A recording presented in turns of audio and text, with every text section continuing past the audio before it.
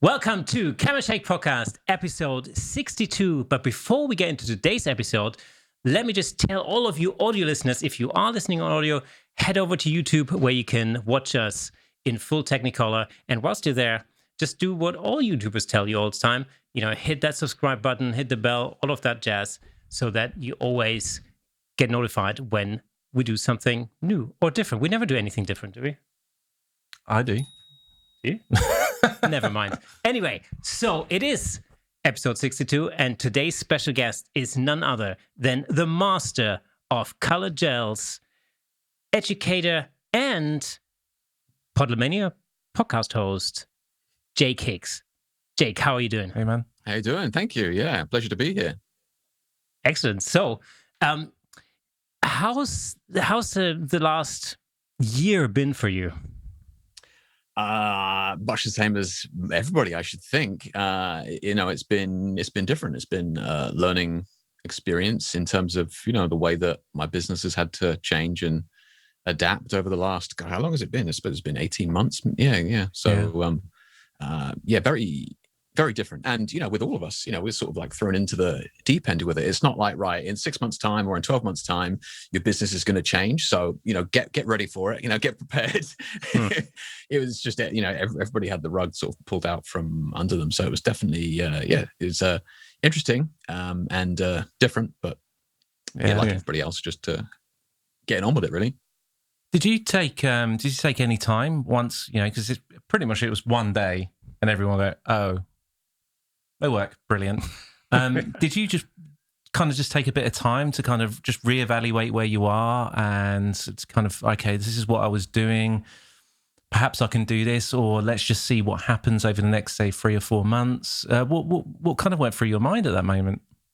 I think, for me, like yourselves, and I'm sure many other shooters, it was a case of many jobs were cancelled. And I think it's not like normal cancellations, right? Because, we all get cancellations. I get it. Something comes up, whatever, schedule's got to change and that sort of thing. And you're like, okay, well, we can reschedule that. Okay. But nobody was rescheduling anything. And that was the other issue. Like, it immediately became apparent that, it's just not being able to plan, not knowing what's going to happen in next month, let alone 6 months, let alone 12, 18 months, which is where we are now.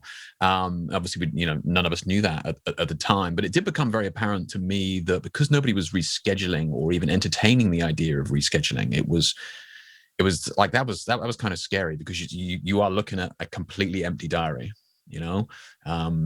So it was a case of, I needed to sort of change things quite quickly so that we could try and get some money coming in without having to leave the house, as it were, and break any rules. So I think, in the beginning, when we first got a whole lot of cancellation phone calls, especially amongst my conference clients, because I used to shoot a lot of conferences before COVID. I think there was still some kind of hope that maybe things could get rescheduled for the autumn, because it's the second conference season of the year. Because nobody really knew how long this whole thing was going to take. Whether it was going to be over in like 3 weeks' time, or whether we were still going to be locked up after the summer. Yeah. And I remember at the time, I remember thinking, what? They're rescheduling for the fall? That's crazy. That means like 6 months. And little did we know that this wasn't going to be the end of it. Exactly, yeah. And of course, when we got to the fall or to the autumn, it was like, wow, how ridiculous to even think that this could take place. From my point of view, I'm very fortunate in that I had a fairly large and derisive community that wanted to, that was already there and willing to engage in what I was doing anyway. So I was able to sort of turn around and go, well, look, we're all stuck indoors. Let's do some online work together. So I've done a lot of online workshops and online mentoring, one-to-one sessions with people. But again, like I'm in a super fortunate position that I already had that very, substantial and engaged community already there. So it was already there, sort of like, they were at home as well. So it kind of made sense. But like I said, I fully appreciate that. I'm in a very fortunate position that I had that community there to begin with, because most don't. Yeah.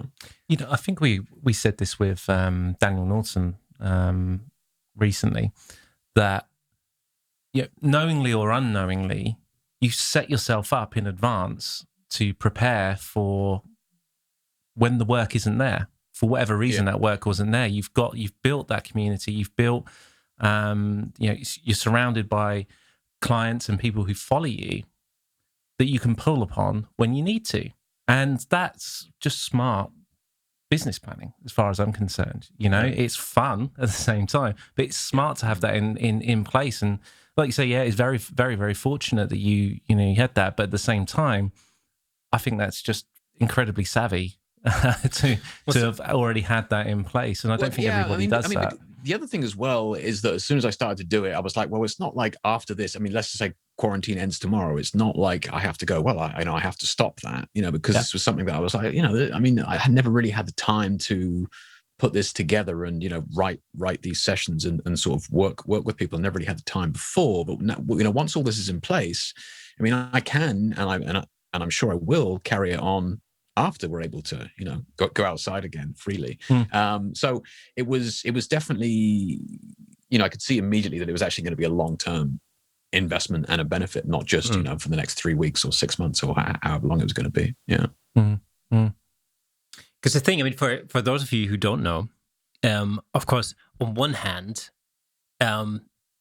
you obviously are a working photographer, but on the other hand, a lot of your work goes into the kind of education genre now. And that wasn't something that was initially planned years ago. It wasn't like that, your big, what's your 5-year business plan, Jake? It certainly wasn't like that. I was just working, and then I think Pro EDU, the film production company over there in the US in St. Louis, reached out to me. It was like, do you want to do a video? And I was like, well, of what? It was like, we've been getting a lot of requests to, learn about gelled lighting. And I was like, yeah, okay. I mean, it sounds like a interesting opportunity. I mean, worst case scenario, I get a free trip to America. So yeah, let's give it a go. And then it sort of like grew from there, really. Like they put the video that was extremely successful, and then more and more people wanted to learn more about it. So it wasn't like this thing that I had in my mind. Okay, my business, my strategy is to educate people. It was just something that people sort of liked the way that I taught them. I think it's because I'm half daft as well. So I speak in a more common language rather than. I'm not all about the ratios and whatever it is. So yeah, so we just getting it out there in a sort of a more normal language, as it were. And people seem to respond to it and wanted more of it. So yeah, as you rightly said, I do a lot of education now. I absolutely love it. Absolutely love it. Yeah, and I couldn't have planned it like this, but yeah, it's been great. Well, I think that really comes across. For anybody who hasn't checked out your website, we will, put your URL at the bottom of the screen right now. But there's so much free stuff on your website as well, so much information, for people to get into. So on one hand, you've got, video courses, but on the other hand, even beyond that, there's so much free stuff that's available, for people to learn and to get into color gels. And I read one of your blogs or one of your articles about how to make your own background. Oh yeah. Yeah, which is very interesting because I've for some reason I've been looking for exactly that. Yeah, and can you tell me why you've not created one? Yeah. Because I only just found it, like literally a couple of days ago. Yeah. So and that's the other benefit as well. I think that I think for many photographers that maybe have been doing it a long time and people come along to their website, I think it can be quite. It's difficult to gauge how long somebody's been shooting, right? Especially now with post-pro and that sort of stuff. How long has this person been shooting? 6 months, or has he been shooting 20 years? And I'm in a very fortunate position that I've been working on that website for, over 10 years now. So yeah, like you just do a little bit at a time, one blog here, one blog there. And then 10 years later, you just have this just colossal just data bank of articles and blogs. And I quite often get quoted and I'm like, oh, that's an interesting idea. It's like, yeah, Jake, I got it off your website. Oh, shit. yeah. I mean, that's a long time ago. I can't remember everything, but I mean, what I found really interesting, just looking through this, like literally your gazillion of articles that are on your website. I kept thinking, I kept wondering, have you ever thought about turning these into videos? Because there are a lot of like YouTube channels, for instance, like educational YouTube channels, something like that. Have you ever thought about turning these these blogs into videos at all or not? Yeah, I mean, we did sort of discuss it at one point, and I think it's a really sound idea. And there's a couple of things that I think that they could do. Like for me, I would rather do more of the sort of the workshop converted into a video type thing, which is probably a far deeper level in terms of training. So, talking about the theory of it, the lighting theory, the principles of it, what are we doing, why are we doing it? And this is no disrespect to any YouTubers out there or anything like that. I fully respect that is definitely, you can make good money doing that. I just feel that the YouTube algorithm and the way that business model is set up it just doesn't pay back into education. You make more money on YouTube by putting out little videos frequently. You just never really get under the skin of anything. And don't get me wrong, there's plenty of YouTube videos I'm sure they can teach you absolutely tons. But for me, you're not really scratching the surface. They're just showing you, just copy what I do for the next 10 minutes and 1 second and you'll be fine. Which is fine, which is great, but they're not really showing you alternatives or watch out for these mistakes or don't do this and get this modifier and try out this DIY. Like it's not a complete package. But I understand that the YouTube algorithm doesn't pay people to produce high quality long form content really, because it's just more videos more frequently that's how you make good money on YouTube. But so, we see that actually, with our channel, because we're a podcast. Our episodes are several hours long usually. So it's like why are you looking so shocked, Jake? I thought we what do you mean several hours? You didn't know? Well, we're here till tomorrow. I'm sorry, buddy. So it's very different from I don't know, like channels that have like 5-minute videos on there, and there's like a gazillion on there. I forgot what I was going to say. Just the length of YouTube videos and the way that sort of architecture works, and like it obviously works really well if you have like a slightly controversial topic that you're also discussing as well. And I know some YouTubers will actively leave little tidbits out of the data so that you're encouraged to ask questions, because again, comments feeds the system. And look, I get it. Like they're like this, their business, like that, it makes total sense for them to do that. It's a smart way to engage people because they want to ask questions, because that in turn shares the video more. But it's like, again, it's just not conducive to education, in my opinion. Yeah. I mean, who doesn't go on YouTube to find out something, right? But that's what I do. If I'm in the middle of a project or whatever I'm doing, I go, my God, how do I do that? Why can't I remember or think how to go about doing whatever it is? Usually in a piece of software, usually in DaVinci, usually in Photoshop or something like that. Well, how? YouTube. It is the most perfect resource for that type of thing for me, because it's a quick 2-minute video, quick 5-minute video. Wonderful. That's true. But actually, it is kind of like a sort of mini chapter, isn't it? You're Googling a mini chapter, and and over time, it's up to you to piece all these chapters together in terms of a photographic idea. But I tell you what, if you're just learning, that is the hardest thing in the world to do. Well, that's the biggest problem I always feel. It's because the biggest problem when you start learning anything is that from the outset you don't know what you don't know. So when you're confronted with like an ocean of tiny little videos or pieces of content, which overall may have everything you ever need to know in there, but since you don't know what you're actually looking for, it's virtually impossible to piece the whole thing together. It's like a massive puzzle where somebody's just taken all the pieces and threw them all around the living room. In your head. Yeah, exactly. Yeah. And then you're not getting the complete package. Yeah, exactly. And then you get the contradictory videos telling you complete opposites of something that you're going to. Well, that's true. Okay. Yeah. This one's got more subscribers, but this one's got more views on that video. Who do I trust more? Controversial. Yeah. Who knows? Who knows? But circling back to your original point there about turning the videos in, yes, I suppose you could turn videos into those blog posts into YouTube videos. I'll be honest with you, I'm not. I don't get a huge amount of enjoyment out of video editing personally.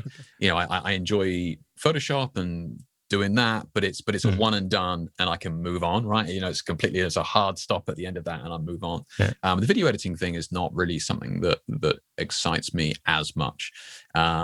So I think from my point of view, what I'd like to do in the future, and what I would aim to do if I can find the right video production company, is to just actually shoot proper full videos rather than just these 10-minute snippets. But that's just me. Yeah. But that would be quite a resource to be able to sell, right? As effectively one of your workshops in video form. Exactly right. You know, because they're all written in that form. It's not just like, okay, turn up and get out your camera. They're written in an educational form, as in intro, theory, putting it into practice. So I mean, they're all literally all I need to do is just present it in front of a camera. I just haven't found the right company to do it with yet. Find a handful of 5-minute snippets in there that you could actually upload to YouTube. In there, they're your promotional material, or they're your free gift to everybody's. Hey, yeah, you know what I mean? I love it. Yeah, it's a really interesting idea to go about that. Yeah, and I think you guys are touching on. Well, I mean, we're all touching on it now, but this new era of photography that we're in, with regards to like, what is a photographer and how do you make money in the business? And I think that, I mean, 20 years ago when I started, I was shooting on film, and I would just do anything and everything, a charity event, a wedding, corporate headshots, family photos, and anything in your area, in your region, I would just call like a postcode shooter, which is what I was. Anything in my postcode that needed a camera, that's what I would go and shoot. And I think that the mentality of people out there at the moment is still like, a photographer is somebody who stands up and takes pictures for money. But I think now, there are so many ways to make money from taking pictures today that I think people aren't kind of coming to terms with as much. Oh, you're not a real photographer. Oh, okay, fine. But I certainly know a lot of professional photographers who are fucking terrible. Like, does that mean that they're better? I don't know, Well, so, I mean, the thing is, the industry as such has changed so dramatically over the last 2 decades. Hugely. Usually, I mean, with the advent of digital, through to like, camera phones and the proliferation of, everybody having the opportunity to take photos via their phone, in their pocket and all that. It's really changed. It changed everything completely, and it shouldn't really be surprising that the people who work in the industry change along with it. So, I don't necessarily think it should be that much of a surprise that, professional photography nowadays means something very different from what it meant, 10 years ago or 20 years ago. Yeah.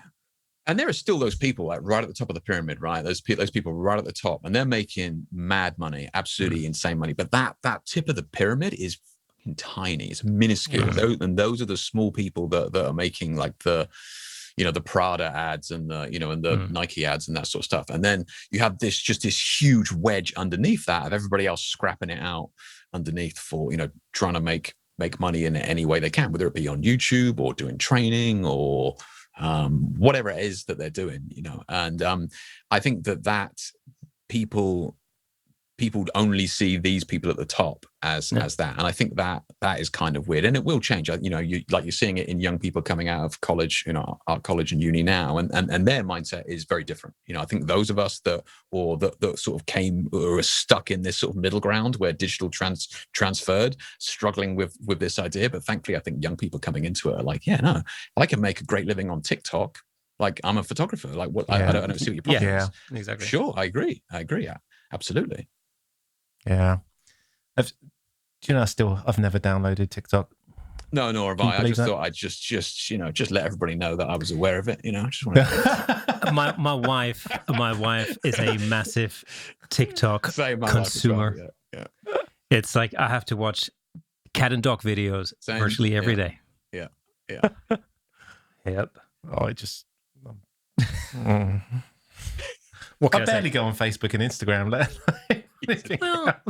I thought I was bad. I feel better already. Yeah, I mean, see, the thing about social media is, on one hand, of course, I can see it in my kids. I mean, obviously, they have a completely different relationship to social media than I have, and I can say that I really, for the best part, grew up with. I didn't necessarily grow up with Facebook, but Facebook was, the first social for us, wasn't it? Yeah, social media. Yeah, for sure. Yeah.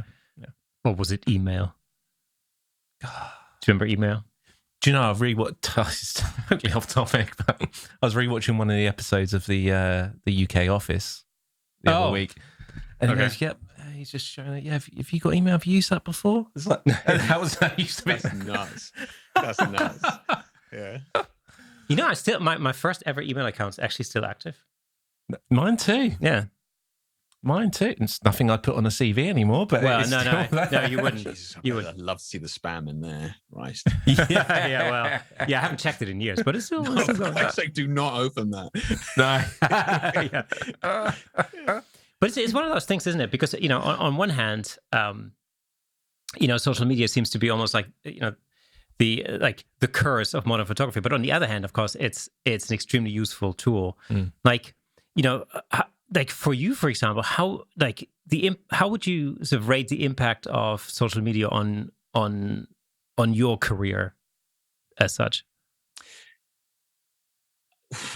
I mean, it's just a small question there. Just a light one. Yeah, pretty substantial. I mean, just to give a quick sort of rundown. I did 20 years ago. I was shooting freelance. Digital came along. It became very, very difficult to charge the sort of prices I was charging. So I sort of dropped out of the industry for a couple of years. Came back to it. Worked full time in a studio as a salary guy. So you just turn up, right? Jake, you're in studio 1, photographing a yoga book cover. Jake, you're in studio 2, photographing a family shoot, corporate headshot, yada, yada, yada. Paid terribly, but, you're just a monkey for hire, as it were, just in terms of, you're in a studio. And it was, I think, had social media not been there for me, I think it would have been very difficult for me to get out of that situation without shooting stuff that I didn't really want to shoot, right? Social media at the moment allows me to make a career out of stuff that I really enjoy photographing and I'm really passionate about. And I'm very keen to keep pushing myself because of social media and that constant pressure, right? So it is a love-hate relationship. Sometimes you can go on there and you can get super depressed. It's like, oh my God, I'm terrible. It's just like everybody else is so much better than me. I'm just stagnating. What am I doing? And then, I think you can sort of, you can take that on board and then you can use that as fuel to go, right, okay, look, we need to get some shoots booked in. We need to try out these ideas and push that forward. So I think it's up to you as to how you want to take it. I think it can be crushing. I really do think it can be crushing. And I think it can hold people back because they just think, oh my God, I'm never going to be that good. It's just impossible. But I think, you can look at it in a different way and go, look, use that as a catalyst to get out there and start shooting, because people who are not like that just like flatline for years. And it's like, I mean, if you're happy with that, but don't you want to push yourself a little bit further? And I think that can help. See, the thing is, like, I always, I often find that when I look at photographers' work, especially photographers like yourself with a very distinctive style, you look at social media accounts, like say Instagram accounts, for instance. I often wonder, like, which way around did this happen? Was this like a total reaction to what's hip on Instagram, or was this basically sort of a personal project that then sort of took off? So because your style is very social media friendly in many ways. Okay. Can I ask what you mean by that? Sorry. It's sometimes you'll see certain sort of photographic styles like yours, for example, which is extremely colorful. I mean, I see you're saying, true. Yeah. So your style is so impactful that especially when you see it in the form of a gallery, it really works as a complete set of work, if that makes sense, rather than just an individual image. I mean, although each individual image is stunning in its own right, when you see it in context, it's even more overwhelmingly awesome. That's the thing. You look at the whole gallery and you go, "What the heck is going on there?" Yeah, I mean, and that's always been my philosophy behind my art as well. I mean, and we don't need to go too deep into this, but as to art only exists with an audience and all that sort of stuff. If nobody saw your work, would you still produce it? Yada yada yada. You can argue that for sure. But for me, in terms of a business point of view, it has always been, look, it's so competitive, and social media is here.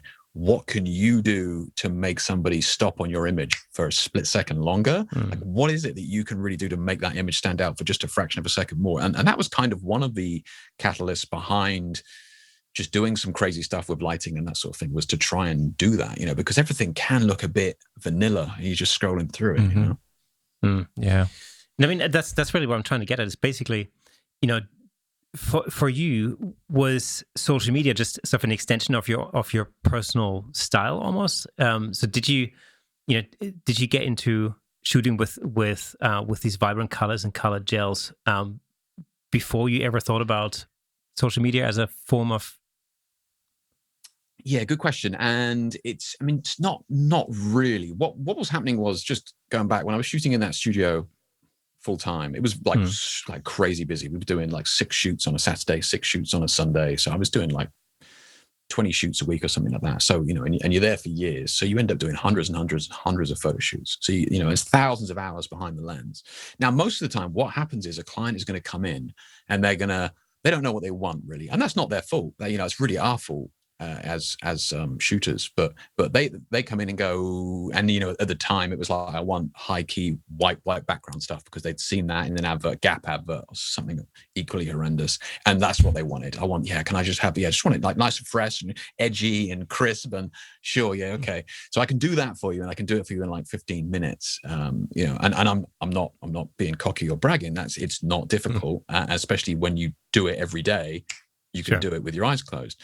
So what happens was, I would do that for them and go, look, we've got more time together today. Are you happy with what we've done here? And they'd go, yeah, no, I love that. That's exactly what I wanted. Perfect. I go, look, before you go, we've got some time. Would you mind? I've got this idea that I think would work really well with what you're wearing, your business philosophy, or we just make up any old nonsense and just say it's perfect for them. And go, look, I've got this creative idea that I think could work really well. And that's when I sort of started to play with the gels. And it was really my fighting against this just high key, just drivel that I had to shoot day in, day out. It was just me fighting against that, as I got to do something different. I wasn't going to lose my mind in this white box, So that's where the gels sort of came from. And then over time, clients would go, actually, that's really cool. I didn't realize you could do that. Yeah, I think we will go with that. So, clients come in for the high key and they ended up going for something a little bit artier. Now, fast forward a little bit longer, clients were coming in for the more creative stuff because, they're now aware that it's possible. So that's really where the sort of the colored gel thing came from. It was me sort of fighting against this classic high key Gap advert that was just everywhere at the time. And it was just not like, my mum could shoot this. Like, it's just, what am I doing here? So that was really where it came from. And social media was not part of that for me. Yeah. And I'm sure I'm not alone, amongst our listeners and stuff. I've tried to use color gels on occasion, but in no way, shape, or form in a sophisticated way. Like you, what do you think are the sort of most common pitfalls when it comes to gelling in general? Okay, let me ask you then, what was the main sort of thing that you were not happy about with your gel shots? I think generally for me, I think the biggest problem were actually the colors themselves. They just, they seem too washed out and not vibrant enough. And, and I seem to... Precisely what I'd say. Whenever white light... Yeah, everybody says that. Yeah. And whenever white light was involved, the whole thing went out the window completely. So it's, it was... That was the thing. Okay, so first and foremost, the biggest rule of gel lighting is you can only add a gel to a shadow. Okay, so try and think about that. So take a shot of the area that you want to photograph. Let's say it's the fill light, underneath the chin, like I'm doing here. Like, if you take a shot and there's light already there before you add the gel, your gel's going to look terrible. Okay, so if you want to make sure that it's a dark area where you want to add that gel, and it's only then that the gel will sort of sit into that shadow. So what can happen is, if you don't have correct light control, light is just going everywhere, then the gels tend to just wash out.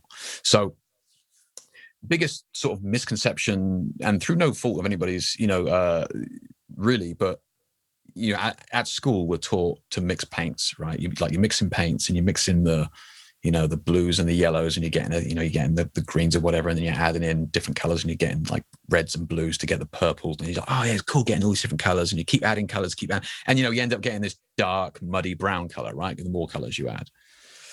So with gels and light, for example, it's completely the reverse of that. It's totally the opposite. So the more colors that you add, the closer you get to white, not to black, which is where the way we're taught to mix colors. So you cannot really mix. I mean, you can, but the basic rule is you can't mix gels, okay? Because the closer you get to, the more gels you add on top of one another, the more, or the closer you get to white light, like RGB and TVs, red, green, and blue, create white. So that's what's happening with the gels. So when people don't have complete control of the gels in their set and they start to sit on top of one another, the colors are being washed out, but they're also they're really just getting closer and closer to a white light, which is why it looks terrible. About the best explanation I've ever heard on that topic. That's fantastic. I've been doing it a long time. Christ, I should hope I should know by now.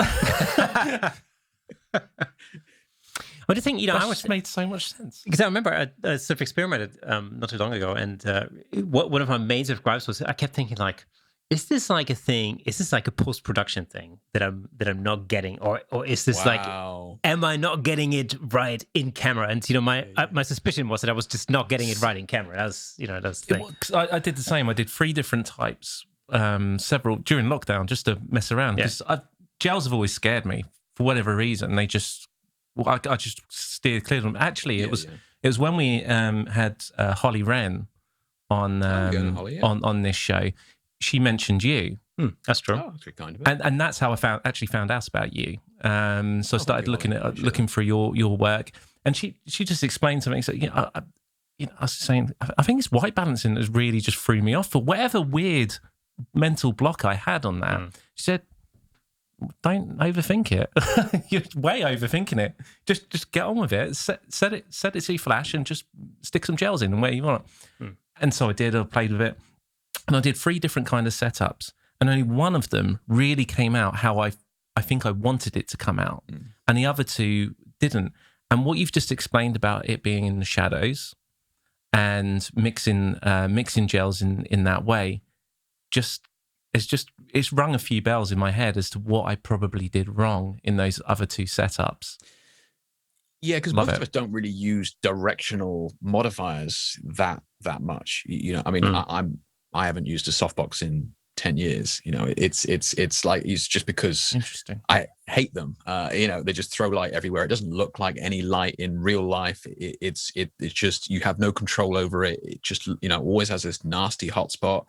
It's almost impossible to use with gels unless you have complete control of like flagging and that sort of thing as well. It's possible, but and it's a beautiful look when you get it right, but it's very, very difficult to do. So most of us don't tend to use modifiers that partition the light off. I sort of break the subject down into key light, fill light, and then sides. And really, I try and think about those lights can only affect those areas. It's not like the key light can affect some of this fill light area as well, and a little bit on the side. I try and break it down into these sort of where these lights are going to go, and that's it. And if there's shadow there, then I can add another light. If there's not shadow there, you can't add a light. That's my sort of mentality behind it.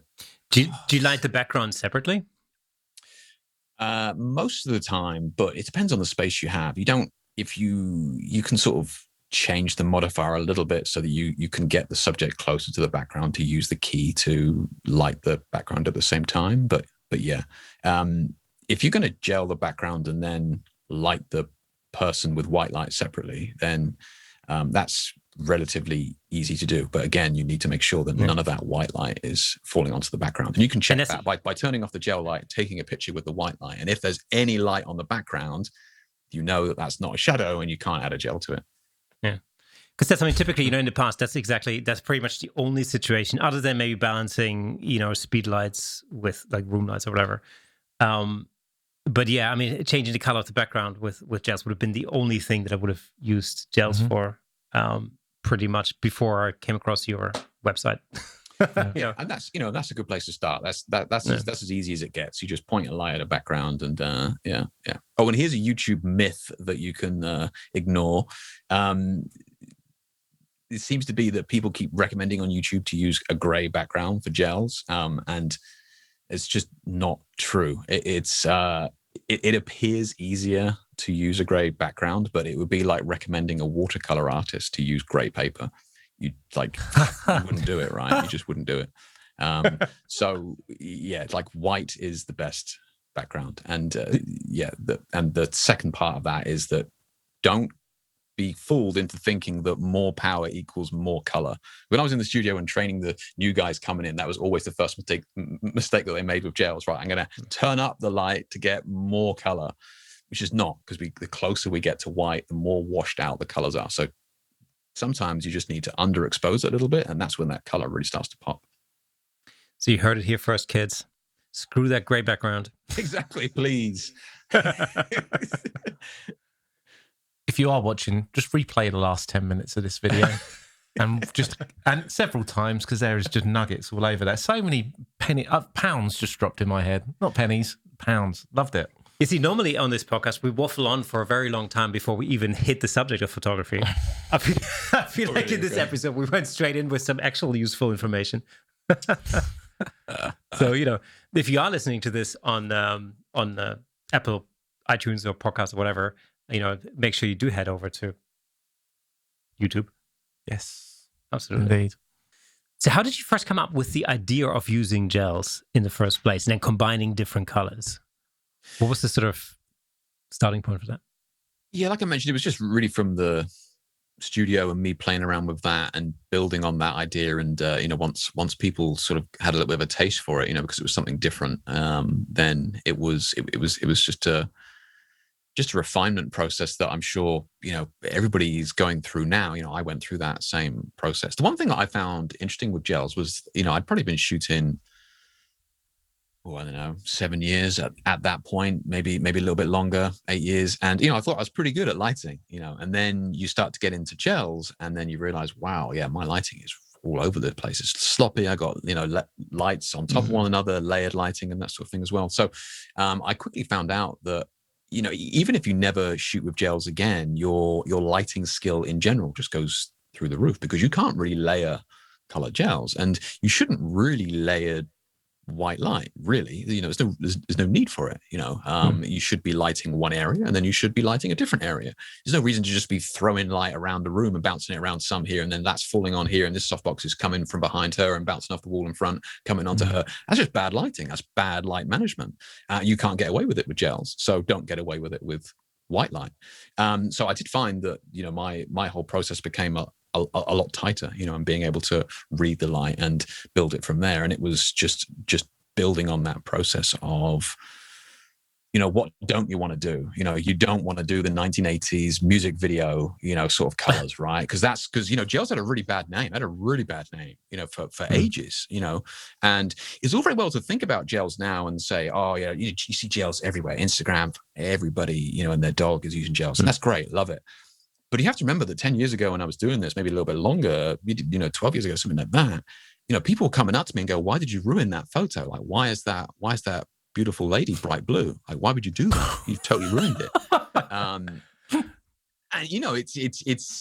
it kind of makes sense though, because we're just so used to it now. But at the time, it's like, what the hell are you doing? I thought you were professional, bright blue, and I get it. I get where this sort of thing comes from. Like, why would you cover somebody in this, in this color? But it is about trying to get somebody's attention, or just trying to, break the norms a little bit. And I remember being on stage at the Birmingham NEC, and this woman queued for ages, to ask me this question. She's like, why did you ruin that photo by adding gels to the lights? It was such a beautiful photo before you ruined it. And it's just, I hadn't really thought about it. It's just because it's what you do, but it is different to some people. It's not what they're used to seeing. So it's just really building on that and trying to avoid certain tropes that I didn't want to do. Like I said, the 1980s pop video, and maybe the saturated gels, and then slowly working into the softer, more pastel gels and that sort of thing as well. So it was a process, and it still is a process. Yeah, but color is one of the most just arbitrary and sort of ambiguous thing that we have. Your idea of blue is different to my idea of blue, and trying to teach and explain that has been fascinating to me, because it is just so personal to the individual. Red means something to you emotionally, and red means something to somebody else emotionally. How can you use that? How can I capitalize on that? It's not just about throwing colors up there. You got to think about color theory. What colors work well together? How can I use, like dominant and recessive colors to draw me through an image? So I suppose the point that I'm making here is that it's such a vast topic that even though I felt like I've done it, right? I've conquered color, and then someone else would come up and it'd be like, no way, I never even imagined that. I never knew that. That makes so much sense. And, that leads on to something else. So yeah, it's been, I love it. Yeah, I absolutely love it. And I mean, that's one of the, I think, just coming back to the social media sort of thing that we touched on earlier, that's one of the advantages of social media is that, you have access to so much imagery from all over the world. And it is much more likely that you come across something that makes you stop and go like, whoa, I had no idea you could do that. Like, what the hell is that? But, you mentioned something that I actually wanted to ask you about, and that's how you make the decisions in terms of which colors you use with which model and in what situation. So how are you reading my mind right now? This is episode 61. Just a second ago. It fascinates me how you decide this. And well, go on, ask away. It's after 61 episodes. It's like playing with a drummer. After 61 gigs, true, you know what the guy's going to play. Very true. Anyway, so so how what's your I guess what I'm wondering about is like what your decision process is like. Like, how do you decide, well, I think, I'm going to gel that yellow and blue is going to work really well with that particular model. What's the what are the factors what are the thoughts that go through your mind? Yeah, it's a very broad topic. It's huge, and it is going to be different for everybody. And I think that there are some things that become instinctual, and I think that it's interesting to pick apart some of my earlier images before I started teaching, because as soon as you start teaching, you kind of have to break things down that you're doing instinctually and explain your process to other people. And it's interesting going back and looking at other images that I did really before I was interested in color theory and that sort of thing as well. I was just doing it by instinct. And it was fascinating to see the color theory sort of coming out of that. Like, oh, that's triadic. That's interesting. Or I was using complementary colors. I wasn't cognitive of it at the time, but it's interesting that the color theory is in all of us, because we know kind of instinctually what looks good. And I think some of us are very afraid to sort of jump in, like you were saying earlier on, just don't worry about the white balance, just jump in and do it, And I think for colors, that is in all of us, really, that sort of instinct to know what looks good. Are there things that you should avoid? Sure. Don't use green and red together. Here in the West, it's just going to look like a Christmas card instantly. So true. So if you have a model with red hair, don't throw a green gel in her face. Is that what you're saying? Yeah, you just got to be aware of it, right? Green on the skin, like it's inbuilt in us, at a genetic level to be repulsed by green skin. We see sickness and poison and that sort of thing as well. Now, some people may not be able to verbalize why they don't like an image. You can show your image to a mum, and she'll be like, "Oh yeah, I love it. That's great, mum, but I kind of want a little bit more as to why this looks better than something else." But that's the reason why you need to try and get into some of these things as to why somebody may prefer one image over another. Blue and red. When you start using those in an image, it's like, are we looking like a police chase camera scene? Like cinema has given us these semiotics that we may not even be aware of. So we need to kind of dig into that a little bit and extract that. Like deep purple on the skin, you got to be careful with, because it's closer to the sort of the infrared, which is what CSI used to see bruising under the skin and stuff like that. So the skin can look really like veiny and corned beef type thing. So you got to be careful using purple on the skin. But these are the types of things that you learn by trial and error. I've never heard of skin being described as corned beef before. I love that. You obviously haven't done an outdoor shoot with a poor young lady in the freezing cold sea. Yeah. That's it. Oh dear, amazing. Love that. So when you look back at some of your images from, like, let's say 10 years ago or something, like, what goes through your mind there? Can you see a definitive development, or was it pretty well formed even back then? Yeah, yes and no. So, 20, I mean, I was at art college 20 years ago, and we were strongly encouraged to be extremely experimental.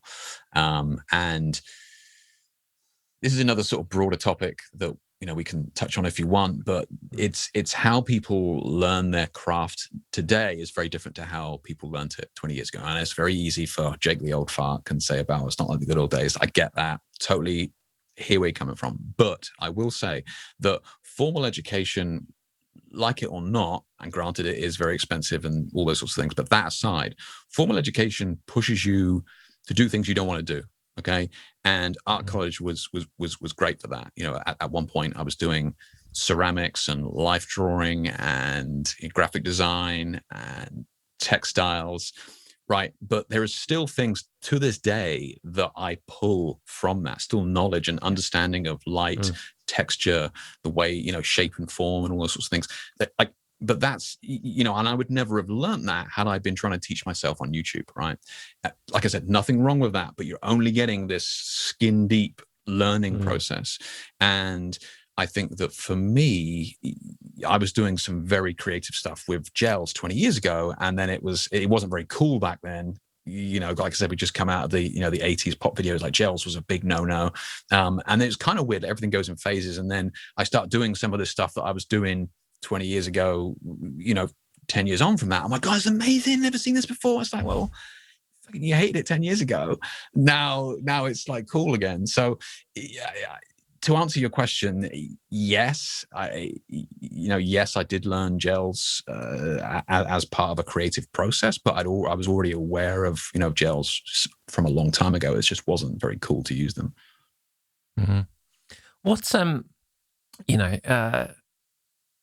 like I said, I always shied away from gels. It just wasn't something I was really interested in it, but it just kind of shied away. Many of our viewers and listeners will be, perhaps relatively new to photography, or it's amateur photographers. If they've not used gels before, what kind of guidance would you give them to just get started? And definitely on board with there. Just get in there, just throw some gels on and see what happens. But are there any couple of little tips you can give them to really get going? The easiest possible thing you can do with gels is to do the gelled background. So you get a white wall, gel that background, and then light your subject separately. So if you can do that properly, and there is actually plenty of articles on my website that tell you exactly how to do that, things to avoid, things to do, and all that sort of stuff. So that that's going to be the easiest place to start. And you don't need anything crazy for that. You can even do that with a speed light. If you really want to punish yourself, you can do that. And you just light the subject beautifully with some white light and make sure that you have that separation. That's going to be a skill in itself, and then everything can sort of build on that. So another thing that people might be thinking of is do I need any different gear to be able to do that? But I think you kind of just answered that speedlight's absolutely fine to get going with. You can do. Yeah, I think you want to ask yourself a serious question as do you think that you want to be taking artificial lighting, studio lighting further? Like, do you really want to be, do you know what, in a couple of years I wouldn't mind actually still be using studio lighting and or flash lighting? If so, and honestly I cannot recommend enough that you get a half decent strobe. And when I say half decent, I mean one that's not a speed light. So one that has a flash tube that is going to spread the light in a beautiful way, rather than a speed light that fires it down this awful, nasty tunnel from a small space, which is super hard light. It doesn't spread, horrendous hot spots on everything.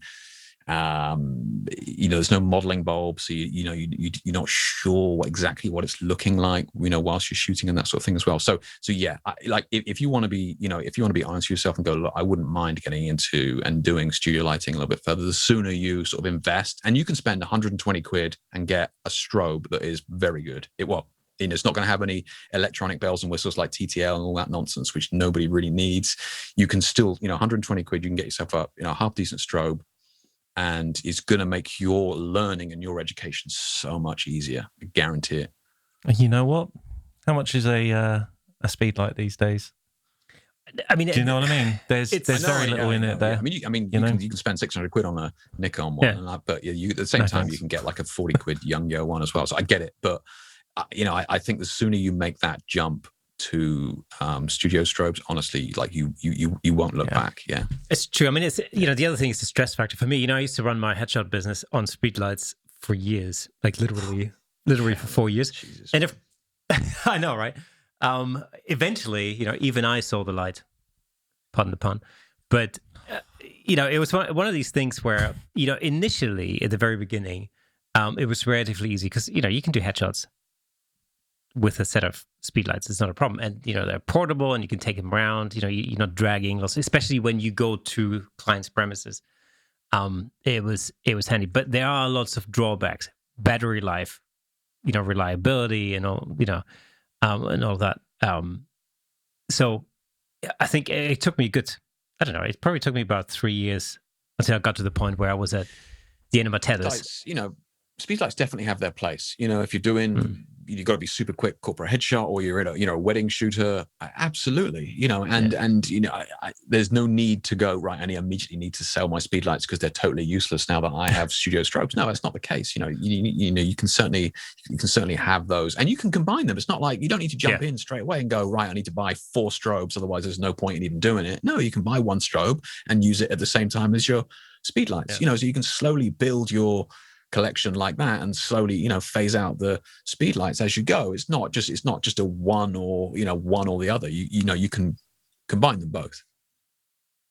Yeah, that's pretty much exactly what I did originally. It was I got from speedlights into studio strobes and then added strobes as I went along, and I've still combined them actually. If I need a particular like highlight on something, they do come in handy once in a while. So, it's not too bad. Totally. You do the videography side of things. Yeah. Do you only use LED panels, or because do you do flash or? I have flash as well, but not for video. But I generally use speedlights if I'm doing any kind of photography. Just because I'm not as invested in photography as I am in videography. But for your constant light stuff, what are you using? So right now you've got an aperture 300 D. That's what I use for loads of stuff, and then LED panels for anything else that needs some kind of accent. So I'm not doing huge Hollywood productions or anything like that. Just this does the trick. And that's the thing at the moment, because that's a question that I get as well. And I thought that you would probably be using the LED panels because it works for what you need to do. And I think many people think, oh, that's the new thing. LEDs, need to get into LEDs, and they're certainly fine. But you need to make sure that that's the sort of work that you're going to be doing, and they suit that. My point there is that LED panels are this square thing, right, which is very difficult to modify if you want to be doing the sort of work that I do. I just couldn't do what I do with LED panels. It's literally just not possible. You cannot control the light in the same way that you can do with a smaller flashlight. I mean, sometimes here for us on some of the video productions that we do, very often it's about portability and getting light into a small space, for example, which you just wouldn't be able to do, and also the unavailability of mains power very often is another major aspect. We were filming in a tunnel. Yes, we were. That's right. Yeah, and there was no way we would have gotten anything other than LED panel in there. Anything battery powered. You can battery power the aperture 300D, but the batteries are like they're like $1,000. Yeah, they're just as expensive as the light. The light was $1,000. It's not going to happen. Not going to happen. I mean, all my strobes are battery as well, which is great. It gives you so many options, but it's not mandatory. You don't need to spend all that money. Yeah. I mean, it's the same for me. My studio space is very small. It's really tiny, and so one of the major kind of thoughts when I first switched to strobes was actually in part was the design of the strobe. So if you remember the original Alien Bs that are kind of cuboid and not long in shape, like most studio strobes, that was a major part of my thought process at the time, because I needed to get them as close to the wall as possible because the whole space was so tiny. Gotcha. Yeah. Yeah. And so I found one particular type of strobe that still got the same shape as the Alien Bees, and actually is very reliable. I love them. They're little, tiny little battery powered strobes with the interfit. So they work perfectly fine in my tininess. It's the Honey Badger. I knew you were going to say that. I knew you were going to say the Honey Badger. Yeah. They're great, those things. Yeah, they're great. And like I said, super small. Yeah. I know, they're super small.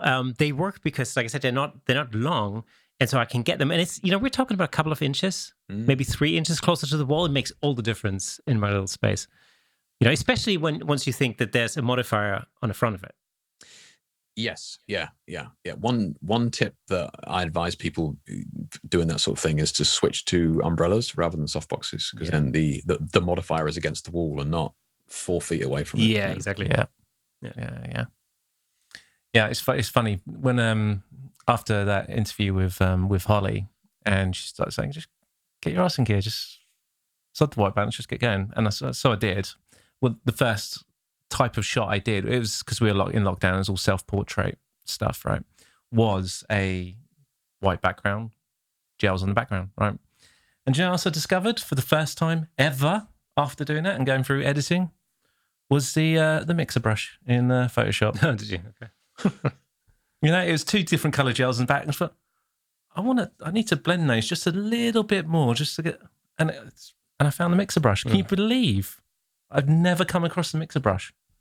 Well, but then again, I think the reality is for you, like, you spent considerably more time in Premiere and and DaVinci than you would in Photoshop. So that is disgusting, not knowing the mixer brush is there, isn't it? Really, it kind of is. Unless you need it to fix lighting mistakes. Yeah. There's no reason to. Well, true. And plus, I challenge our listeners. How many of you people listening or watching this right now actually know how the history brush works? The history bloody brush. Yeah. See, I love the history brush. I use it all the time. Yeah. Like, why wouldn't you? But yeah. But it's one of those things where you kind of go like, I wasn't aware of that. It took me years before. Well, no, same question. Who out there actually knows what the mixer brush is? Or even if you do, have you used it? I doubt many people really come across it all that much. That's right. There you go. There's my little admission to you there. That's all you get in there. And if you are the one person listening to this podcast from Calgary, Alberta, get in touch, because if you know what the mixer brush is, then let us know. You can email us or send us a Facebook message or whatever. That'd be fantastic. Oh, man. Well, as we're talking about Photoshop, just real quick, Jake, I'm interested to know what your post-processing is and whether actually there's a huge amount that goes into it. I feel like a lot of your shots are really out of camera, and there's not a huge amount that actually happens to them afterwards. Because I think the way you've been talking about how you, frankly, nail the light, and it's exactly how you want it to be. I'm guessing you probably don't do a huge amount in post. Good question. And I mean, you'll know as a videographer about shooting in camera, as it were, but with the end result in mind. Okay. And that's kind of where I'm coming at it. And that's kind of where I've sort of developed the gels for me over the years, has been with that kind of mindset as to not just about the raw, but the end result. I see the raw as the midway point. Okay. And that's not in a lazy, sloppy lighting kind of way. That's in a shoot for the raw, but with the end result in mind. So like log footage from cinema and that sort of stuff is just like, were the lights even on? Like it's just a gray, foggy day underwater somewhere. Like, who is in charge of this on set? Like, it's terrible, right? Like, the raw footage is just terrible. But there's so much data there in the file. Okay, so you can do exactly what you want with it and push and pull. And for me, it's kind of the way that I'm thinking as well. I want my images to maybe be a little bit flatter in camera, and that's on purpose. So yes, are they good to go straight out of camera? No, they're not. But that's intentional. So I'm shooting with a maximum amount of data in the highlights and a maximum amount of data in the shadows, so that when I come into Lightroom and Photoshop and that sort of stuff, I can really crank things up without clipping any data. Okay, because if you shoot contrasty in camera and then you want to go and increase the contrast of something, then you start to clip the shadows, so you can't do it. So you have to shoot with the end result in mind. And as you know, in Photoshop, every time you increase the contrast, you simultaneously increase the saturation. Every single time you do that, both are linked. So, if I want to get a lot of saturation in my images, I kind of want to know that I want to be able to crank the contrast later on, right? So again, I need to shoot fairly flat in camera, and I'm doing that. I'm managing the shadow detail in camera, managing the highlight detail in camera so that I can crank it. And that's how you get, that's how I get some of those very just absolutely, liquid color sort of, jumping off the screen kind of colors. But you can only do that if you really manage every sort of, data of pixel, because like reds and stuff at the far end of the spectrum, it just clips very, very quickly. So you need to be, aware of that and just shooting for that in mind. That's interesting. That's really, really interesting. I mean, well, okay. So how does that practically work for you on the day? And you're doing you're in the middle of a shoot. How do you go about doing what you just described and keeping that flat? Is it? I know you mentioned earlier about underexposing just a touch. Is it that you're underexposing the light? Yeah, right. So not to be confused with the final image, but the light. Yeah. So talk us through how that day for you then, just at the start, how are you going about getting that image set so that you have got that right amount of flexibility in post? One of the biggest pitfalls that I see with gels is clipped data in the colors, right? So I want to make sure that I'm avoiding that. And even there's many professional photographers out there now, you can go on Instagram and you can find this clipped data in the color, blown out highlights, just jet black, no data in the shadows. And look, that's fine. But for me, I pride myself on not wanting to do that. Because a client is not going to be happy when that happens. In my experience, it's just going to be a reshoot. So I tend to do my lighting in sort of layers. So I have like this base coat of light that means that there is no real jet black pixel anywhere on set. And then I build on top of that in layers. So I'll have some softer light on top of that, and then I'll just accent it with harder light. So I'm doing it in this layers, and that enables me to get, to sort of structure this 3D image that pops out of it like that. It makes so much sense when you describe it. Total sense. I think it's a different thing practically going about it yourself and being there doing that. And it's attention to detail. Is how I read that from you, and I think you need a bit of patience as well. I feel a photo challenge coming on there. Oh, I'm pretty confident where we're going to fall in that. Wow, we're not going to fare all that well. Oh no, I mean, like a photo challenge between the two of us. Oh, between us? Oh yeah, right. for sure. Sure. 100%. Yeah, no worries. Yeah, we should challenge Jake to something non-gel related, please. If you say black and white, I'm turning off now. Brilliant. I don't register that as a form of photography. Love it. Awesome. No, I'm joking. We used to have this running joke in the studio years ago that if like one of the new guys screwed up the lighting or something like that, or like, something went wrong, it would always be the running joke in the studio. You just go, look, just turn it black and white. The client will love it. It's and actually, it's just a cop out. Like if you can't be bothered to get the color right, then you turn it black and white. That's basically what you say. And it's you really, you're not far from the truth there at all, because I know my background is in concert photography. Really, that's where I started, and so. When you shoot any concert, you're in a fairly difficult environment because things are changing so quickly, and you don't have control as well. Yeah, you have no control, and you're constantly reacting to what's happening around you.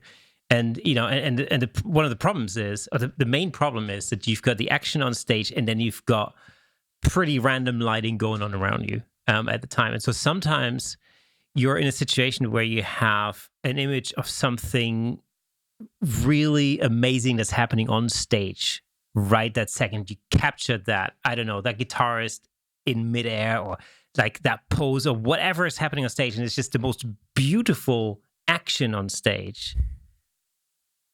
Unfortunately, the lighting at that point was totally off the mark. Yeah. And so of course that's the black and white option is a fallback in that case, and it has to be so true. Yeah. And the thing is, like in that situation, of course, you always you ask yourself that question. It's like what's more important? It's like that very special moment that you managed to capture. Are you going to throw that away just because the colors aren't playing ball? Because it looks like the house lights are on. Oh man, Yeah. And it's of course. I mean, this is the thing. I always say this, in connection with concert photography nowadays. When you see a contemporary black and white concert photo, generally, it's because the original color shot looked shit. Yeah, I'm sure it was, but that's not really their fault. They can't control the light, so I get it. No, of course not. You have zero control over that. Yeah. But I see it all the time with people share images with me, and I'm like, you have turned that black and white. You did not go, I'm going to shoot a black and white shot now. Let's set up the lights for a black and white shot. You didn't do that. You got home and it was like, oh, it actually looks kind of cool in black and white. That's not the way you do it. Yeah. Or you just downloaded the latest version of the Nick software collection, and you realize that the black and white conversion just looked awesome. You want to do it? Now, the other thing that really intrigued me when I was looking at your website, and I was reading through some of your blog articles, was your use of diffusion filters.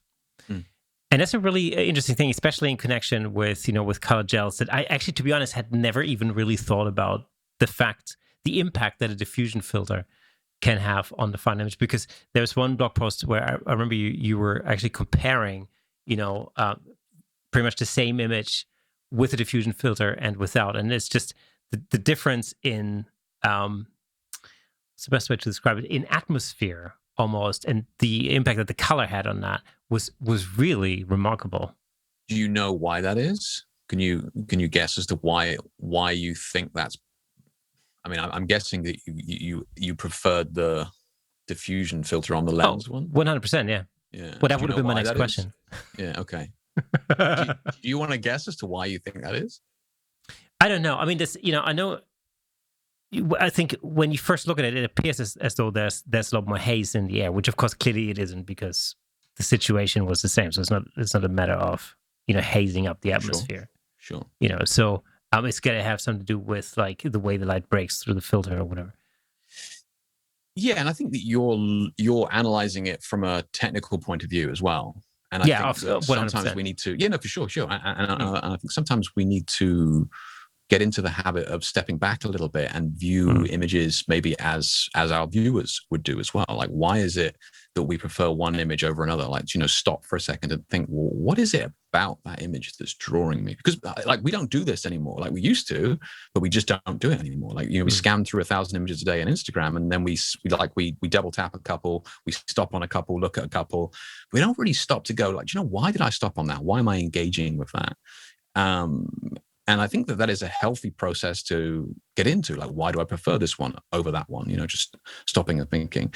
I mean, the whole haze thing comes from cinema, as I'm sure as well. They use it all the time, and it's a camera trick to sort of fake depth, as it were. Like, you're tricking the eye into perceiving there to be more depth. Like, you're being drawn in because you have depth in an image. Like we use it with shooting at f1.2 at a wedding and all that sort of stuff. Like, sure, I get it. Like, it's the same thing. And haze does a similar sort of thing as well.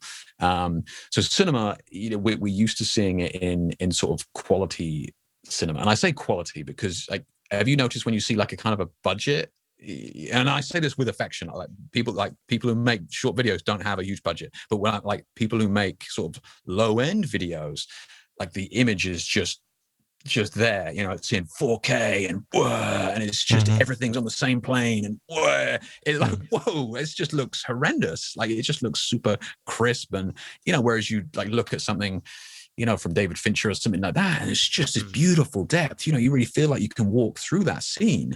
And I think it's about trying to analyze some of those shots for me and try and, okay, what are some of the things about those, what makes high quality cinema look different to just, crappy student films. And like, this is trying to break that down.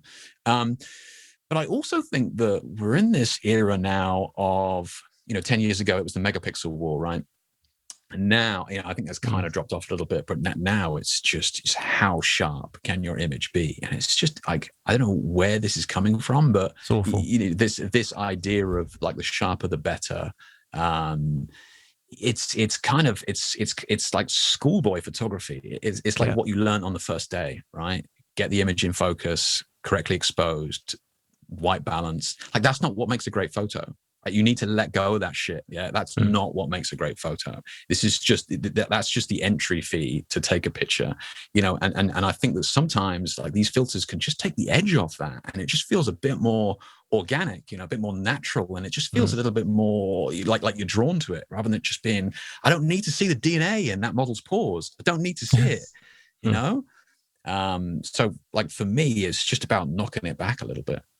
I've been saying for ages, I can't stand how sharp some of this stuff looks. No, for sure. And you which is why some big budget films are still shot on film. It's for that reason, like Yeah. Up until recently, there are Tom things Cruise you can do only be shot on film like that. Like it's in the contract. I'm sorry, there's no ifs or buts on that. I'm not doing this film unless it's shot on film. And it looks so different. But there are things you can do in post to take some of that edge off without losing any sharpness by any stretch, and that helps. But 4K is still 4K. Okay, that's not fair either. Actually, 4K on one camera is not 4K on another camera.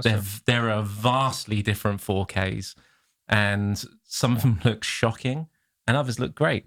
It's actually part of the reason why we shoot in 1080 for the podcast. We don't shoot in 4K. We shoot in 1080 because there's actually two reasons. One, I prefer actually how it looks in general once it's gone up onto YouTube. I prefer how that looks versus the 4K version. And two, file size. Yeah. Simple as that. Huge difference. It's massive. And when you're backing up to the cloud, like everything is going up to the cloud, your raw footage, it's a real consideration. I mean, for the longest time, when we were in separate houses, so I was filming myself or my part of the conversation, in my house, and Nick was here, then the files had to be transferred, and of course you can't hand over SD cards in person, so everything had to be transferred via the internet. And I think if we had shot in 4K, then it would have taken days. Oh, for sure. Yeah. For sure. If this was a short 5-minute video, 10-minute video that we're doing up to YouTube, then maybe, but... So what's an hour's worth of footage in 4K then? What sort of size are we talking about? Oh, God. I mean, just to give you an example. So basically, like in terms of file size, so let's say all in, including, chit-chat before and afterwards, let's say the whole thing is like a 2-hour affair, basically.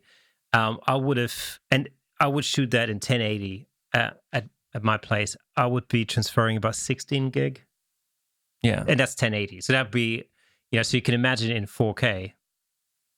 Absolutely. My 1080 here would be... Is that what you're saying? Yeah, roughly. Yeah. My 1080 would be bigger file sizes. Yeah, exactly. The codecs that the cameras are using and whatnot. But and then you're trying to upload 100 gig, on a standard internet. So the raw footage here for 4K would be about 100 gig. Give or take. 120 gig maybe, and that's just not. It's not feasible to. No, and there were obviously a lot of practicality related. Yeah. But you can. YouTube. People are just on the toilet watching this. I wouldn't worry about it. Don't need to see us in 4K. See, you watch it the same way I do. I like it. Exactly. 100%. That's but just to go back, obviously file size is a massive consideration, but I do for this prefer how 1080 just looks. At the end of the day, it's two people sat in front of the camera here, not moving. What needs to be 4K about it? Nothing really. It just takes me longer to edit it, and also, of course, because we nerd out about the analytics of this, we know that the vast majority of people actually watch this on their phones. So yeah. Is that what it is? Like when you say the vast majority, is it what you're talking like 2/3 of people is on the phone? Yeah, so that's 2 out of 3 people who watch this will be watching it on their phone. Yeah, really? Yeah. It's probably more than that actually, to be honest. Yeah, interesting. You just think, well, that's... I mean, that plays into the whole like megapixel thing as well. I mean, it's been 10 years since somebody bought a print from me. Yeah. Right. You know, and people go, oh yeah, but what about a billboard? What DPI do you think a billboard is? Yeah, well, like it's not like I've done stuff for billboards. It's not high DPI. The file that they want is not like it's going to be. There's just dots the size of your fist. Like, yeah, well, exactly. And I actually we talked about this in one of the most recent episodes because that's exactly it's I use the very same example. I did a headshot shoot a couple of years ago, and which was meant to be for a company's like staff website, but then a year on they decided to use those shots for a billboard campaign, and I saw the billboards up and they looked great. I mean, they actually looked great, and that was shot on a 24 megapixel camera. Or there was no need. There was absolutely no need to go crazy about. My first digital camera I was doing commercial work on was 6 megapixels. The Fuji FinePix S2 it was, and I mean that's like 20 years ago. So that's 6 megapixels, and like on the box it was like interpolates up to 12 megapixels. It's 6 megapixels. Yeah, and and that was I was shot like album covers and stuff on that, and they used that on ad shells on bus shelters and that sort of thing. And they cropped into this was a headshot I shot of this guy for this album cover, and they cropped into the face like this, and it was on a bus shelter, matte blown up big. It's a 6 megapixel camera 20 years ago. Yeah. Totally fine. Yeah, absolutely. Yeah, unless you want to throw something on the side of a building or something. And even then, I mean, You're not standing in front of it though. Yeah, exactly right. That's the whole thing. So like, if you were to stand in front of it, it would look terrible. Anything would. Yeah, exactly. But like, I mean, on that, like, I mean, megapixels aside, most, my point there is that realistically, most of our work is seen on Instagram, which just makes me queasy at the thought, but that's the reality, right? Now, obviously you go to, the small percentage of people that go to the website. Okay, there's, I have high quality, shots on my website. Great. The one thing I will say it's not about the megapixels, but like medium format. I've recently started shooting film again, and I've recently started to shoot with the Pentax 6.7. Beautiful, beautiful old camera. And it shoots like when I say 6.7, negs, the negs are massive, absolutely gorgeous. And I did a shoot film, and I also shot the Pentax 6.7 exactly the same time. And this is unequivocally not just saying this to be a hipster. Hands down, that old camera that's like 50, 60 years old or something like that is hands down a better image. Absolutely beautiful image because of the depth. Because of that depth of field that you get from a larger film plane, chip, whatever. So it's not about the megapixels. It's grainy as all hell, really grainy, but absolutely hands down prefer those medium format film shots over the Nikon D850, full frame. Absolutely gorgeous. And it's because of that depth. Those. It's not the megapixel, it's the depth that you get from a larger film plane. So for me, I'm not interested in megapixels, really not, but I would be interested in a bigger chip. And at the moment, like the Fuji GFX and that sort of thing, it's a very small chip. Like medium format it's not like full frame 35mm, which is this fixed universal language that we all know. That's full frame 35mm. It's the same anywhere. Medium format is like 645, 66, 69, 67. Like it's all over the show. And like the GFX is as small as you can get away with under the medium format banner. So it's only slightly bigger than 35mm. And beautiful camera, absolutely outstanding camera, phenomenal quality. But nobody is looking at that and going, oh wow, look at that medium format shot, because it doesn't have that depth, because it doesn't have the film plane size. So I think that we're going to see in the future, we're going to see that film plane getting bigger, and you are going to see people, as soon as they start to see this, and again, it's coming in cycles. Like we were doing this 20 years ago, everybody was shooting on medium format. It was normal, gorgeous, like Vogue, find a Vogue from 20 years ago. Oh my God, absolutely gorgeous depth that you could, just climb into. But now it's flat, smaller chips. And I think that in moving forward, we're going to see dropping the megapixel, thing, but going into this larger chip, more depth of field, just really gorgeous images, especially on portraits.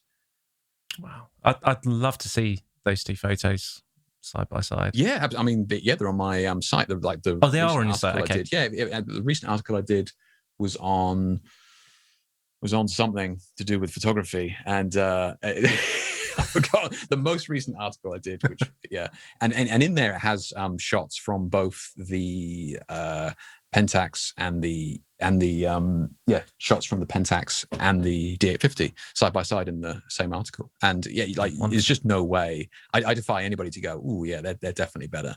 They're not. So you've kind of skipped the whole mirrorless idea.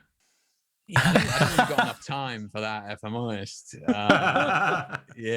That's gonna be a touchy subject. Yeah, it's not something that it's not something for me personally. Yeah, it has its benefits. It has its benefits for sure, but I just I don't see the need for it. I think if I was starting photography today, sure, I would get a mirrorless system. There's nothing wrong with them whatsoever.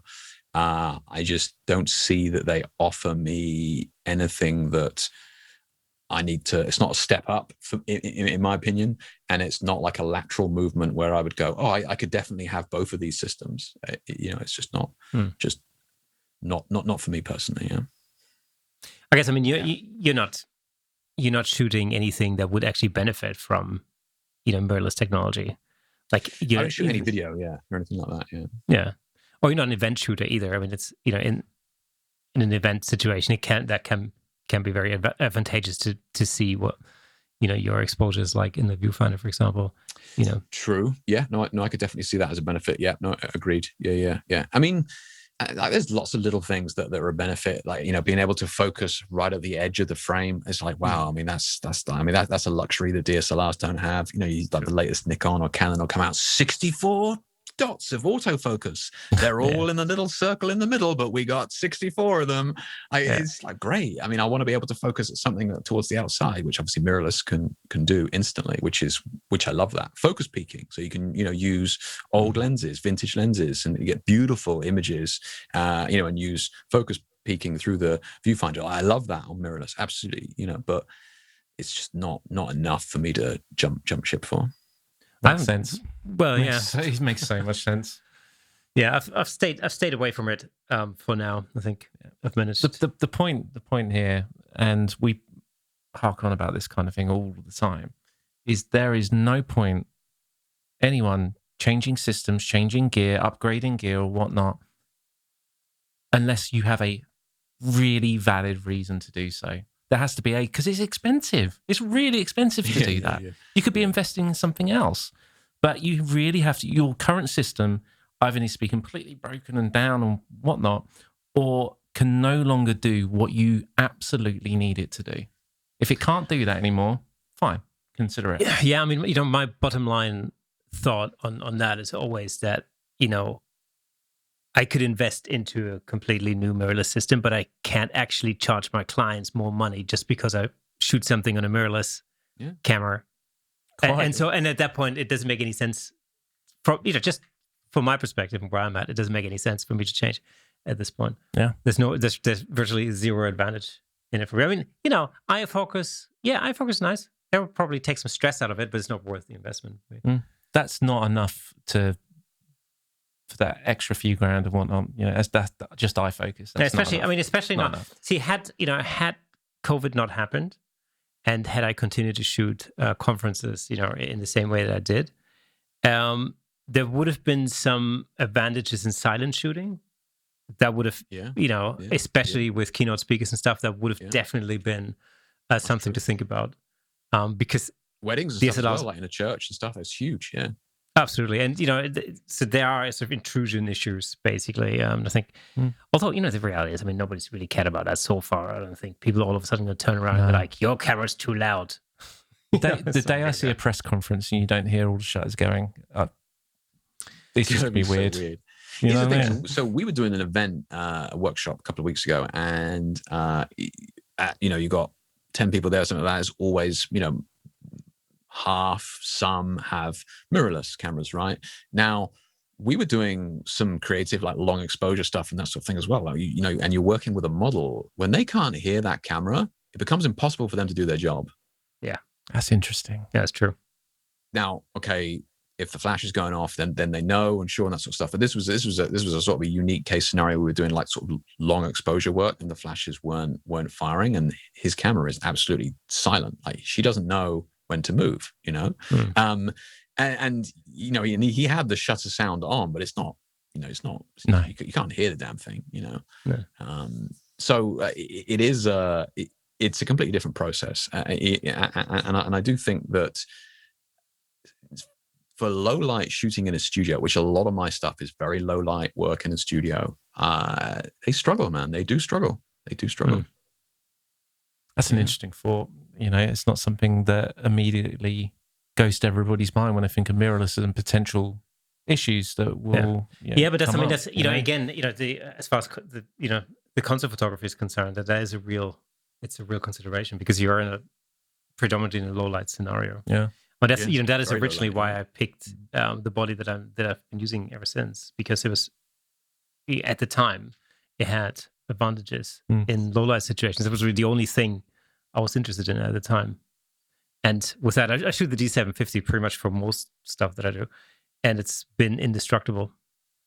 So, Jake, at the beginning, I mentioned that you're also the co-host of a photography podcast called Podlamania. That's the one. Yeah. Tell us a little bit about that and how that came into being in the first place. Yeah, I mean, I'll be totally honest. I am definitely a co-host, but Wayne Johns is definitely the captain of that ship. He's a bit more technical when it comes to audio and that sort of thing. So I just do what I'm told and turn up and try and ask salient questions when prompted. But so he's definitely the captain of that. And it was his idea originally, and it was really. This sort of thing happened a while ago, but it's kind of weird, right? With a podcast, like you message somebody in the industry and you go, hi, I'm a complete and utter stranger to you, but would you mind jumping on the phone and just having a chat for an hour? And you go, no, get lost, you absolute weirdo. And you go, okay, how about we jump on the phone for an hour and we record it and share it with the world? Oh yeah, that's a great idea. Yeah, we'd love to. So like podcast is really just one of those things. Yeah, but it would be cool to reach out and start interacting with other people in the industry from all walks of life, whether it be we've cinematographers and makeup artists and obviously a bunch of shooters as well. But yeah, from all sort of creative aspects and sort of pick their brains a little bit. But it's kind of difficult to do unless you have this trick or like this idea of a podcast, and then all of a sudden people are willing to do it. But for some reason, people just won't talk to you, to some random stranger on the internet for an hour unless you've got a podcast attached to it. So that's really where it came from. Yes, I mean, we know the struggles. Yeah, absolutely. Yeah, it's kind of. I mean, for us, it was. We thought at the beginning, like, well, we got to do something. We talk about photography most of the time anyway, so there must be some other weirdo out there who likes to listen to a conversation like that, and that's really how the idea of a podcast was born. Yeah. I think initially the problem was that none of us really knew where podcasts even live or how this whole thing even works.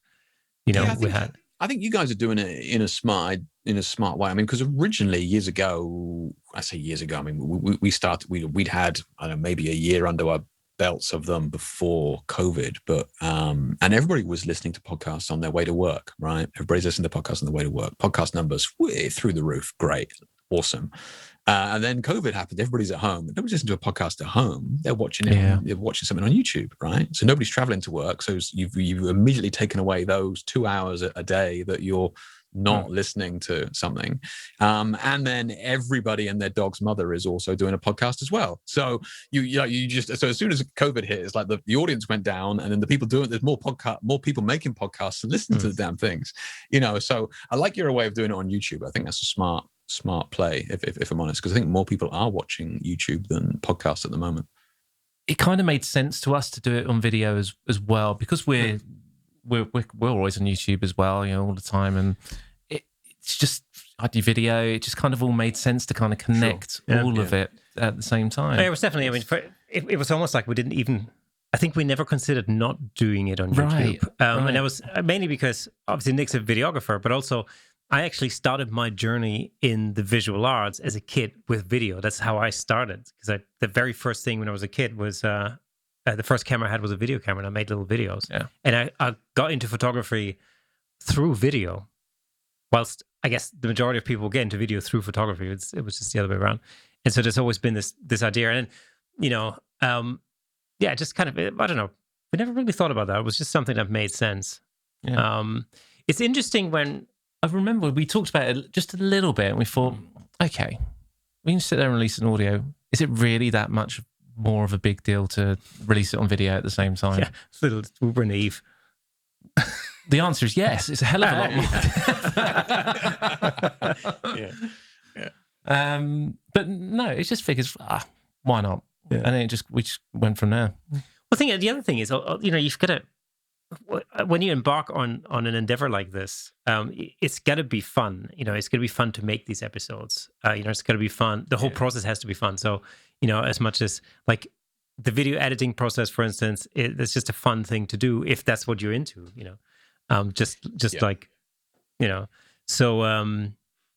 So that initially really drove us, because at the time when we started this, like I mentioned earlier, and like all of our viewers and listeners know, because we talked about this like a gazillion times before,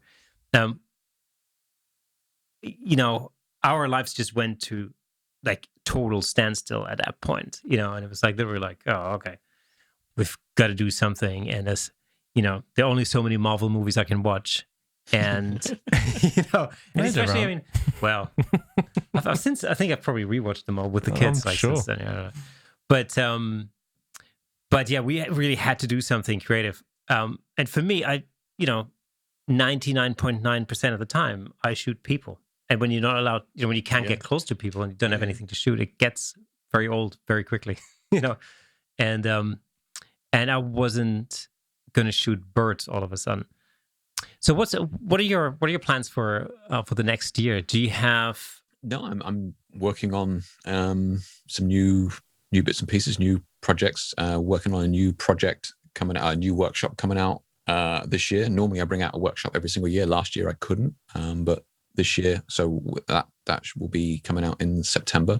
So just currently taking just a few weeks off, really, not off, but back away from the the sort of grind to actually work on new ideas, which is something that I haven't been able to do. I know it sounds weird, but even with lockdown, I've been flat out. I really have, because I was working on the new business model, if you like. It's not like I was just sat watching Netflix. I haven't. It was just immediately, right, okay, new business model. I need to get out, new marketing and designing, new ways of advertising this new business. So, I was flat out the whole time. And then thankfully I was very busy doing the online stuff. And then when COVID was lifted, or, the lockdown was lifted, I was just doing workshops back to back. But, I just haven't been doing anything else. So this is actually a well-needed sort of break to get my brain out of that and working on new stuff, which I hadn't really realized I needed until it sort of came to a head of like, this is just going nowhere. I'm just regurgitating like the same old stuff. Like, how do I get this new stuff out? And you can't do it until you sort of stop and actively make that part of your business strategy. It's not going to happen by itself, because people say, well, Jake, you bring out a workshop every year, new ideas, like, how do you do it? Well, yeah, you just got to reinvent the wheel, but you got to trust in that process, right? You got to trust in that creative process, but it just doesn't happen automatically. You have to sort of like writing. It doesn't just happen. You got to designate time to do it and create, and it happens for all of us. So that started last week, and already made great progress on that. So it's going to be on track for September. So that'll be new workshop. A little bit of a spoiler. It'll be sort of cinema lighting in the studio. Nice. So kind of making it a bit more organic rather than the stark studio lighting type thing. It's been so it's going to be good.